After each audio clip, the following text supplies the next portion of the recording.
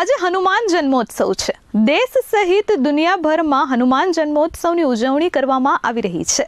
ત્યારે સુરતના વરાછા વિસ્તારમાં આવેલ કોહિનૂર સોસાયટીમાં છેલ્લા ઘણા વર્ષોથી હનુમાન જન્મોત્સવની ઉજવણી ભાવભેર કરવામાં આવે છે। ભક્તો માટે વિશેષ આયોજન સાથે બટુક ભોજનનું વિશેષ આયોજન કોહિનૂર સોસાયટી દ્વારા કરવામાં આવે છે।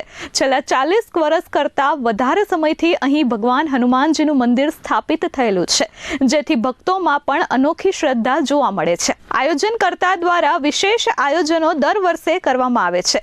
આ વખતે પણ વિશેષ ભંડારાના આયોજન સાથે મહાઆરતી સહિતના આયોજનો કરવામાં આવ્યા હતા અને ભગવાન હનુમાનજીના ચાલીસાના પાઠનું પઠન કરવામાં આવ્યું હતું। કોહિનૂર સોસાયટીમાં આયોજિત કાર્યક્રમમાં કોમી એખલાસના દ્રશ્યો જોવા મળ્યા હતા। આયોજકોએ જણાવ્યું હતું કે અમારા આ આયોજનમાં હિન્દુ મુસ્લિમ બંને યુવાનો સાથે મળીને કામગીરી કરે છે। આ સુરત વરાછા રોડમાં સવાણી રોડ પર આવેલું કોહિનૂર સોસાયટી છે। હનુમાન જયંતિનો ઉત્સવ છે।